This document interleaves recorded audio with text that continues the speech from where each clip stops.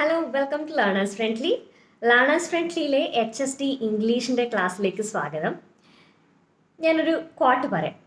Allen Tate 1930 പറഞ്ഞിട്ടുള്ള ഒരു കാര്യമാണ്. If the word great means anything in poetry, this poem is one of the greatest in the English language. It is flawless to the last detail. ഒരു പോയത്തിനെ കുറിച്ചിട്ട് Alan Tate പറഞ്ഞിട്ടുള്ള വാക്കുകളാണ്. If the word great means anything in poetry, great എന്നുള്ള വാക്ക് പോയട്രിയിൽ എന്തെങ്കിലും ആണെങ്കിൽ അത്രയും ഗ്രേറ്റസ്റ്റ് ആയിട്ട് ഇംഗ്ലീഷ് ലാംഗ്വേജിൽ അത്രയും ഗ്രേറ്റസ്റ്റ് എന്ന് പറയാൻ പറ്റുന്ന പോയം ഇതാണ് എന്ന് അലൻ ടേറ്റ് പറഞ്ഞത് ഏത് പോയത്തെ കുറിച്ചിട്ടാണ് അറിയാവോ? എമിലി ഡിക്കിൻസൺ എഴുതിയിട്ടുള്ള because I could not stop for death എന്നുള്ള പോയത്തിനെ കുറിച്ചിട്ടാണ് അലൻ ടേറ്റ് 1930 ഈ വാക്കുകൾ പറഞ്ഞിട്ടുള്ളത്. ഇത് because I could not stop for death എന്നുള്ള പോയം എപ്പോൾ കേട്ട് കഴിഞ്ഞാലും ഓർത്തിരിക്കേണ്ട ഒരു കോട്ടാണ്. അലൻ ടേറ്റ് ആണ് ഇത് പറഞ്ഞിരിക്കുന്നത്. ഇനി നമ്മുടെ ലേണേഴ്സ് ഫ്രണ്ട്ലിയിലെ HSD കോഴ്സിൻ്റെ കാര്യം ഞാൻ പറയാം. നമ്മൾ 3rd ബാച്ച് സ്റ്റാർട്ട് ചെയ്യാൻ വേണ്ടി പോവുകയാണ്. ചെറിയ ചെറിയ ബാച്ചുകളായിട്ടാണ് സ്റ്റാർട്ട് ചെയ്യുന്നത്. അതായത് ഇപ്പോൾ 2 ബാച്ചും 10 കുട്ടികൾ വീതമുള്ള ഓരോരോ ബാച്ചുകളാണ്. അപ്പോൾ നമ്മൾ ക്ലാസ്സുകൾ പ്രൊവൈഡ് ചെയ്യും, അതിൻ്റെ ഡിസ്കഷൻസ് നടത്തും, മോക്ക് ടെസ്റ്റുകൾ നടത്തും. അതേപോലെ തന്നെ കുറച്ച് കുട്ടികളായതുകൊണ്ട് തന്നെ ഓരോ ടോപ്പിക്കിനെ ബേസ് ചെയ്തിട്ട് കമ്പൈൻ സ്റ്റഡി നടത്താൻ വേണ്ടി സാധിക്കും. അതുകൊണ്ട് തന്നെ ഓരോരുത്തർക്കും ഇൻഡിവിജ്വൽ അറ്റൻഷൻ കിട്ടും. നിങ്ങൾക്ക് ഓരോ ടോപ്പിക്കും ക്ലിയറായി പഠിച്ചിട്ട് മാത്രം അടുത്ത ടോപ്പിക്കിലേക്ക് പോയാൽ മതി. ലൈവ് ക്ലാസ്സസ് അല്ല, നിങ്ങളുടെ ഇഷ്ടത്തിനനുസരിച്ചിട്ട് നിങ്ങളുടെ ടൈമിനനുസരിച്ചിട്ട് പഠിക്കാം. മുഴുവൻ കുട്ടികളും ഒരു ടോപ്പിക്ക് കംപ്ലീറ്റ് ആയി എന്ന് അറിഞ്ഞതിന് മാത്രമേ നമ്മൾ അടുത്ത ടോപ്പിക്കിലേക്ക് കടക്കുകയുള്ളൂ. അതുകൊണ്ട് തന്നെ നിങ്ങൾക്ക് ടൈം കിട്ടിയില്ല പഠിക്കാൻ വേണ്ടിയിട്ട്, അല്ലെങ്കിൽ ഞാൻ കുറേ പുറകിലോട്ടായിപ്പോയി എന്നൊന്നുള്ള എക്സ്ക്യൂസിനൊന്നും ഇവിടെ സ്ഥാനം ഉണ്ടാവില്ല. നമുക്ക് മാക്സിമം റിസൾട്ട് ഉണ്ടാക്കുക എന്നുള്ള ഉദ്ദേശത്തോടെയാണ് ഇങ്ങനെ കുഞ്ഞു കുഞ്ഞു ബാച്ചായിട്ട് തുടങ്ങുന്നത്. 2 ബാച്ച് ക്ലാസ് ഓൾറെഡി സ്റ്റാർട്ട് ചെയ്തു. 3ാമത്തെ ബാച്ച് അഡ്മിഷൻസ് നടന്നുകൊണ്ടിരിക്കുകയാണ്. ക്ലാസ്സിൽ ജോയിൻ ചെയ്യാൻ താല്പര്യമുള്ളവർ ഈ കാണുന്ന നമ്പറിലേക്ക് കോൺടാക്ട് ചെയ്താൽ മതി. അപ്പോൾ നമുക്ക് because I could not stop for death എന്നുള്ളതിന് മുമ്പ് എമിലി ഡിക്കിൻസനെ കുറിച്ച് പറയാം. എമിലി എലിസബത്ത് ഡിക്കിൻസൺ ഒരു അമേരിക്കൻ പോയറ്റാണ്. 1830 ഡിസംബർ 10 അമേരിക്കയിലെ ആംഹെസ്റ്റ് എന്നുള്ള സ്ഥലത്താണ് ജനിച്ചത്. ഇവർ വളരെ കൺസർവേറ്റീവ് ആയിട്ടുള്ള ഒരു പ്യൂരിറ്റൻ ഫാമിലിയിലായിരുന്നു ജനിച്ചത്. പക്ഷെ കുറച്ച് റബലായിട്ടുള്ള ക്യാരക്ടറാണ് എമിലി ഡിക്കിൻസിൻ്റെ. ഒരു വളരെ പ്രത്യേകതയുള്ള നേച്ചറാണ്. കാരണം ആരോടും സംസാരിക്കാൻ ഇഷ്ടമല്ല, വീട്ടിൽ നിന്ന് പുറത്തിറങ്ങാൻ ഇഷ്ടമല്ല. ഈ ചെറുപ്പകാലത്ത് സ്കൂളിംഗ് ഒക്കെ കഴിഞ്ഞിട്ട് സെമിനാരിയിൽ പഠിക്കാൻ പോയിരുന്നു. അതായത് സ്ത്രീകൾക്കുള്ള കന്യാസ്ത്രീ ആകാൻ വേണ്ടിയിട്ട് സ്ത്രീകൾക്കുള്ള സെമിനാരിൽ പോയെങ്കിലും അത് ഡിസ്കണ്ടിന്യൂ ചെയ്തു. പിന്നീട് അങ്ങോട്ടേക്ക് വീട്ടിൽ തന്നെയാണ് അവരുടെ ജീവിതകാലം മുഴുവൻ അവർ ചെലവഴിച്ചത്. ഇപ്പോൾ ആരെങ്കിലും വന്നാൽ തന്നെ വാതിൻ്റെ അടുത്ത് നിന്ന് സംസാരിക്കുകയുള്ളൂ. അതൊക്കെ തുടക്കക്കാലത്ത്. അവസാന കാലത്താകുമ്പോഴേക്കും ഏകദേശം ഒരു 15 വർഷത്തോളം, ഒരു 50ാമത്തെ വയസ്സിലാണ് മരിക്കുന്നത്. അപ്പോൾ ലാസ്റ്റ് ഒരു 15 ഇയേഴ്സ് എന്ന് പറയുന്നത് ബെഡ്റൂമിൽ മാത്രം ചെലവഴിച്ചിട്ടുള്ളൊരു സ്ത്രീയാണ്. അതുകൊണ്ട് തന്നെ ഇവർ കല്യാണവും കഴിച്ചിട്ടില്ല. ആരുമായിട്ടും വേറെ കോണ്ടാക്റ്റോ കാര്യങ്ങളോ ഒരുപാട് സൗഹൃദങ്ങൾ കീപ്പ് ചെയ്യുന്ന ഒരു കൂട്ടത്തിലും അല്ല. അതുകൊണ്ട് തന്നെ ആ ഒരു കാലഘട്ടത്തിലെ വിക്ടോറിയൻ കണ്ടംപററീസ് അവരെ വിളിച്ചിരുന്നത് നൺ ഓഫ് ആംഹെസ്റ്റ് എന്നാണ്. ആംഹെസ്റ്റ് എന്നുള്ള സ്ഥലത്താണ് അവർ ജനിച്ചത്. അതുകൊണ്ട് നൺ ഓഫ് ആംഹെസ്റ്റ്, ആംഹെസ്റ്റിലെ കന്യാസ്ത്രീ എന്നുള്ള അർത്ഥത്തിൽ നൺ ഓഫ് ആംഹെസ്റ്റ് എന്ന പേരിലും മിസ്റ്ററി ഓഫ് ആംഹെസ്റ്റ് എന്നുള്ള പേരിലും അറിയപ്പെടുന്ന പോയറ്റാണ് Emily Dickinson. Okay, then 19th century American poet ആണെന്ന് പറഞ്ഞു, പ്യൂരിറ്റൻ ഫാമിലി ആണെന്ന് പറഞ്ഞു, സെമിനാരി പഠിച്ചു എന്ന് പറഞ്ഞു, അവരെ വിളിക്കുന്ന പേരുകൾ കാര്യങ്ങളൊക്കെ പറഞ്ഞു. അപ്പോൾ ഏകദേശം അവരെ ഒരു നേച്ചർ എങ്ങനെയാണെന്ന് പിടികിട്ടിയല്ലോ. ദെൻ ഇവർക്ക് ഈ ഐസൊലേഷനിൽ ജീവിക്കുന്ന ആൾക്കാർക്ക് കുറച്ച് സ്പിരിച്വാലിറ്റി ഒക്കെ ഉണ്ടാവും.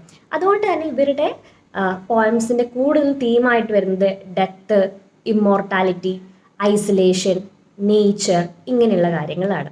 അപ്പോൾ കൂടുതൽ പുറം ലോകമായിട്ട് ബന്ധമില്ലാത്തതുകൊണ്ട് തന്നെ എഴുതാൻ ഒരുപാട് സമയം കിട്ടി. ഏകദേശം 1800ഓളം പോയംസ് അവരുടെ ജീവിത കാലയളവിൽ അവർ എഴുതിയിട്ടുണ്ട്. പക്ഷേ 10 പോയംസ് മാത്രമേ ജീവിച്ചിരിക്കുന്ന കാലത്ത് പബ്ലിഷ് ചെയ്തിട്ടുള്ളൂ. ശരിക്കും എമിലി ഡിക്കിൻസിൻ്റെ മരണശേഷമാണ് എമിലി ഡിക്കിൻസൺ അത്രയും പോപ്പുലർ ആയിട്ടുള്ളത്. ആർക്കും ഇത് കാണിച്ചു കൊടുക്കുകയൊന്നും ഇല്ല. ഈ എഴുതിയ പോയംസ് ഒന്നും മറ്റുള്ളവരായിട്ട് ഷെയർ ചെയ്യുകയോ ഒന്നും ഇല്ല. എമിലി ഡിക്കിൻസൺ എമിലി ബ്രോണ്ടിയും ഷാർലറ്റ് ബ്രോണ്ടിയുടെയും ഹൈലി ഇൻഫ്ലുവൻസ്ഡ് ആയിട്ടുണ്ട്. അവരുടെ വുതറിംഗ് ഹൈറ്റ്സ്, ജെയിൻ എയർ ഈ വർക്കുകളിൽ നിന്നൊക്കെ ഹൈലി ഇൻഫ്ലുവൻസ്ഡ് ആയിരുന്നു. ദെൻ ഒരു കുട്ടിയുടെ നേച്ചറാണ്. She thought herself as child. അതായത് വലിയ ആൾക്കാരെ പോലൊന്നും അല്ല പെരുമാറി. She thought herself as a child. അടുത്തതായിട്ട് എമിലി ഡിക്കിൻസൺ എഴുതുന്ന പോയത്തിൻ്റെ രീതികൾ നോക്കാം. എല്ലാം ഷോർട്ട് ലൈൻ പോയംസ് ആണ്, വളരെ ചുരുങ്ങിയ വരികളിലാണ് എഴുതുന്നത്. അതുപോലെ തന്നെ ഇതിനൊന്നും ടൈറ്റിൽ കൊടുക്കൂല, എല്ലാം ഇങ്ങനെ ഓരോ നമ്പറുകൾ ഇട്ടിട്ട് ഡയറി എഴുതുന്ന പോലെ പേപ്പറിൽ ഇങ്ങനെ എഴുതി എഴുതി വെക്കുന്ന രീതിയാണ്. ഇപ്പം നമ്മുടെ ഈ പഠിക്കാനുള്ള poem because I could not stop for death എന്നുള്ള പോയം തന്നെയാണെങ്കിൽ ഈ ടൈറ്റിൽ കൊടുത്തത് വേറെ ആരുമാണ്, കാരണം അതിനൊരു നമ്പർ മാത്രമേ എമിലി ഡിക്കിൻസൺ കൊടുത്തിട്ടുണ്ടാവുള്ളൂ. അപ്പോൾ ആരാണോ ആ പോയം എഡിറ്റ് ചെയ്തിട്ടുള്ളത് ആ വ്യക്തിയാണ് ഇതിന് ഒരു ടൈറ്റിൽ കൊടുത്തിട്ടുള്ളത്. പിന്നെ അൺകൺവെൻഷണൽ ആയിട്ടുള്ള രീതിയാണ്, കൺവെൻഷണൽ ആയിട്ടുള്ള ഒന്നും തന്നെ ഫോളോ ഇല്ല. അതുകൊണ്ട് തന്നെ ആ ഒരു കാലഘട്ടത്തിൽ 19th സെഞ്ച്വറി അമേരിക്കൻ ലിറ്ററേച്ചറിലെ യുണീക്ക് പോയംസ് എമിലി ഡിക്കൻസിൻ്റെതാണ്. റൂൾസ് ഒന്നും ഫോളോ ചെയ്യില്ല, പിന്നെ കണ്ടമാനം പങ്ക്ച്വേഷൻസും കോമാസും ഒക്കെ ഉപയോഗിക്കും. സ്ലാൻഡ് റൈം എന്നുള്ളത് എമിലി ഡിക്കൻസിൻ്റെ ഒരു പ്രത്യേകതയാണ്. ഈ സ്ലാൻഡ് റൈം എന്ന് വെച്ച് കഴിഞ്ഞാൽ ഈ റൈം മാച്ച് ചെയ്യാൻ വേണ്ടിയിട്ട് സിമിലർ വേർഡ്സ് ഉപയോഗിക്കും. അതിന് കൃത്യമായിട്ടുള്ള പെർഫെക്റ്റ് വേർഡ്സ് ഒന്നും ആയിരിക്കില്ല, ഒരു എന്താ വേം സ്വാം ആ ഒരു വാക്കുകൾ തമ്മിൽ ഒരു റൈം ഉണ്ടാവണം, അത്രയേ ഉള്ളൂ. പെർഫെക്റ്റ് അല്ലാത്ത വാക്കുകൾ ഉപയോഗിച്ചിട്ട് റൈം സെറ്റ് ചെയ്യുന്നതിനെയാണ് സ്ലാൻഡ് റൈം എന്ന് പറയാം. ഈ സ്ലാൻഡ് റൈമിനെ തന്നെ പല പേരുകളിൽ പറയും, ഞാനിവിടെ എഴുതി വെച്ചിട്ടുണ്ട്, പറയാം.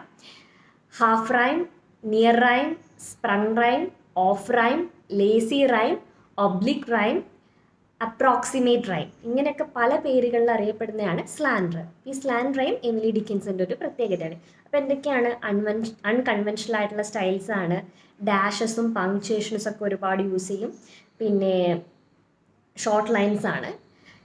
ഇനി വേറൊരു കാര്യം പറയാനുള്ളത്, ഇതൊക്കെയാണ് എമിലി ഡിക്കിൻസിൻ്റെ സ്റ്റൈല്, അവരുടേതായിട്ടുള്ള ഈ ഒരു യുണീക്ക് സ്റ്റൈലാണിത്. യാതൊരുവിധ കൺവെൻഷണൽ റൂൾസും ഫോളോ ചെയ്തില്ല. അപ്പോൾ എമിലി ഡിക്കൻസിൻ്റെ മരണശേഷമാണ് കൂടുതലും ഇവരുടെ വർക്ക് പബ്ലിഷ് ചെയ്തു എന്ന് പറഞ്ഞല്ലോ. അതുകൊണ്ട് തന്നെ എമിലി ഡിക്കൻസിൻ്റെ വർക്കുകൾ കണ്ടമാനം പടലം എഡിറ്റ് ചെയ്തിട്ടാണ് പബ്ലിഷ് ചെയ്തിരിക്കുന്നത്.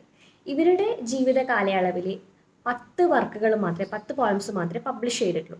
അപ്പോൾ മരണശേഷമാണ് ബാക്കി എല്ലാ വർക്കുകളും പബ്ലിഷ് ചെയ്യുന്നത്. ആദ്യത്തെ ഒരു പോയിട്രി കളക്ഷൻ തന്നെ പബ്ലിഷ് ചെയ്യുന്നത് 1890-ലാണ്. അതായത് അവർ 1886 മരിച്ചു, 1890-ലാണ് ഫസ്റ്റ് പോയട്രി കളക്ഷൻ പബ്ലിഷ് ചെയ്യുന്നത്. ഇവരുടെ മരണശേഷം എമിലി ഡിക്കൻസിൻ്റെ സഹോദരി ഇവരുടെ പോയംസ് ഒക്കെ കണ്ടെടുത്തു. ഇത്രയും പോയംസ് എഴുതിയിട്ടുണ്ടല്ലോ എന്ന് അറിഞ്ഞിട്ട് അത് അങ്ങനെ പബ്ലിഷ് ചെയ്യാണ് ഉണ്ടായത്. അതുകൊണ്ട് തന്നെ ആ ഒരു അവരുടെ ഒരു പേഴ്സണൽ സ്റ്റൈല് മാറ്റിയിട്ട് ഒരുപാട് എഡിറ്റ് ചെയ്തിട്ടാണ് എല്ലാ വർക്കുകളും പിന്നീട് പബ്ലിഷ് ചെയ്തിരിക്കുന്നത്.